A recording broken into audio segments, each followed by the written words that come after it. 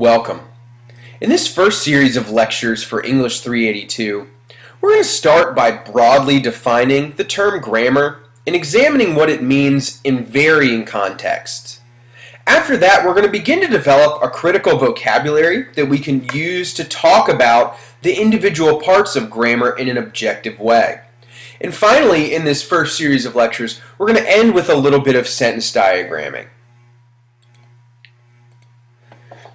So coming into this class, you all probably have some preconceived notions of what grammar is and what it means, at least what it means to you.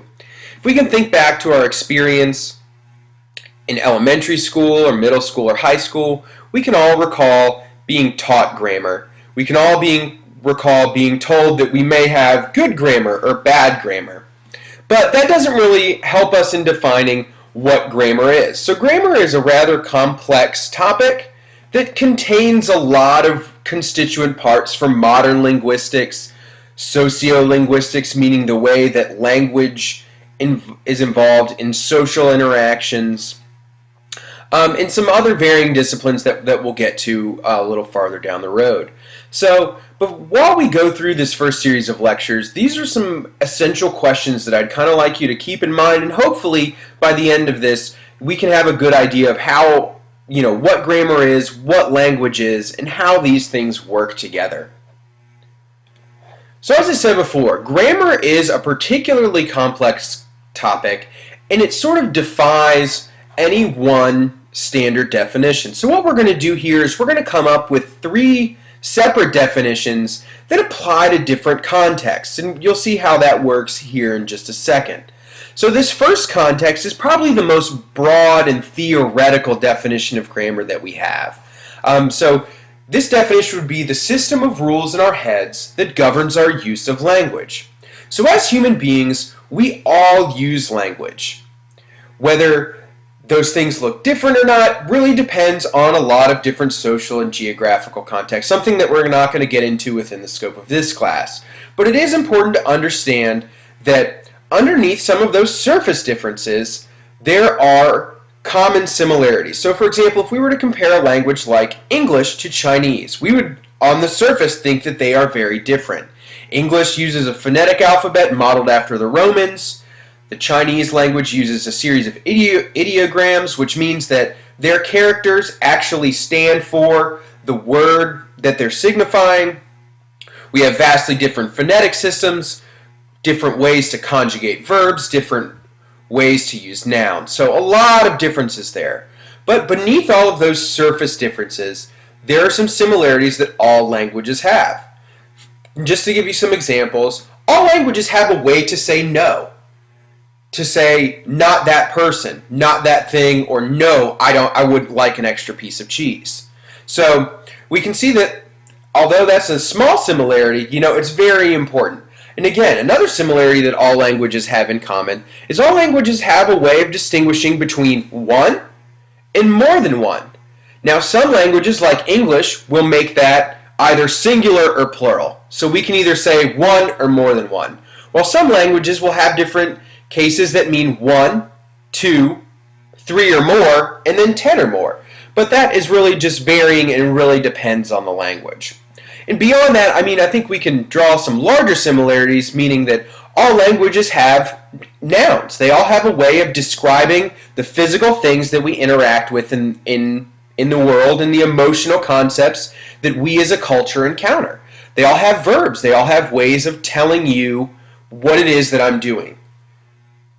So this theory was proposed by a linguist named Noam Chomsky. It's called universal grammar. So right now there's a universal grammar video in Canvas that I would suggest that you pause this lecture, go back out to Canvas and watch that brief 2-minute video on Chomsky's universal grammar, and hopefully that will kind of clarify some things and give you some additional examples to work with.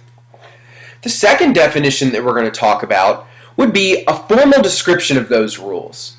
So while we have some innate rules that are built into our heads as human beings, those rules are mainly invisible. We can't see them, we can't really observe them. All we can do is describe them based on the way that people use language.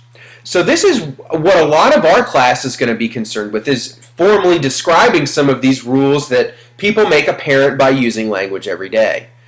And some examples of this would be syntax rules for English, which right here we have, we see that this is listed, most English sentences are subject, verb to verb, object order, while some languages have some variation of that. Maybe begin with the verb, then the subject, or the object. Or, for example, in Spanish, where you may only need a verb and an object because the subject is actually information that's carried on a morpheme in the verb. And I'll give you an example of that below. So another way that we could do that and sort of describe those rules is look at verb conjugation. So, for example, if I take the English verb show and add an inflectional morpheme to that to make it showed, past tense, that's a way that we as English speakers conjugate verbs. Now, if we look at Spanish verbs, for example, I'll take the verb creer, which means to believe. And if I were to conjugate that to the first person singular, it would be creo. But the way the Spanish works, if any of you all have studied Spanish, is that last inflectional morpheme that we're going to add on to that verb stem is actually going to contain some information about who or what is believing. So when we conjugate verbs in English, we have to have a subject in front of it. There either has to be I showed, you showed, he showed, we all showed, so that we understand who or what is doing the showing. Now in other languages, and particularly a lot of Romance languages, that information is tacked onto this verb. So I could say, yo creo, but that's almost redundant because this O right here is carrying that information for me. This will make a little bit more sense when we start to talk about morphemes later on in this lecture. But those are just two examples of how we can formally describe some of those rules. Now the last definition is something that I'm sure you're all familiar with, whether implicitly or explicitly.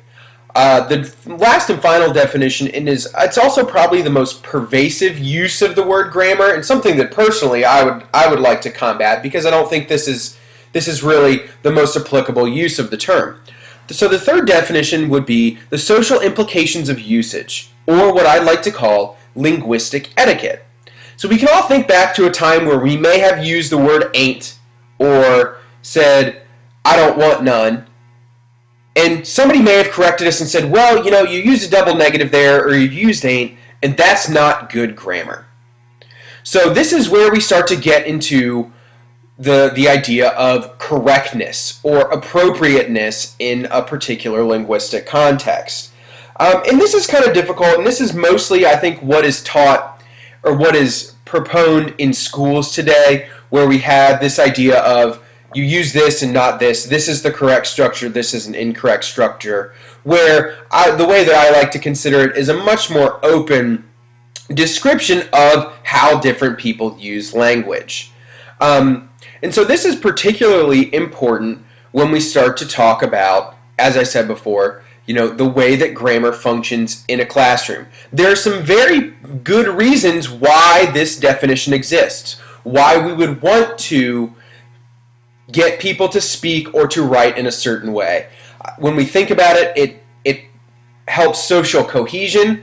If we all use the same grammar, for lack of a better term, we can understand each other better. And when people start to divert from that, it becomes more difficult to communicate.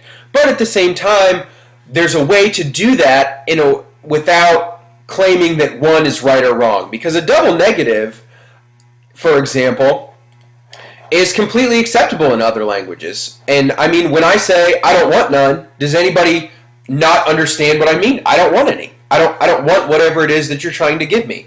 To me, there's not a whole lot of confusion. I think a lot of people will define that and use that old math idiom to say, well, a negative and a negative equals a positive. Well, that's true in math, but that's not true in language. And there's a lot of languages that we can pull in, for example, that would demonstrate that. Again, to reference Spanish, if I said, no say nada, that means I don't know nothing.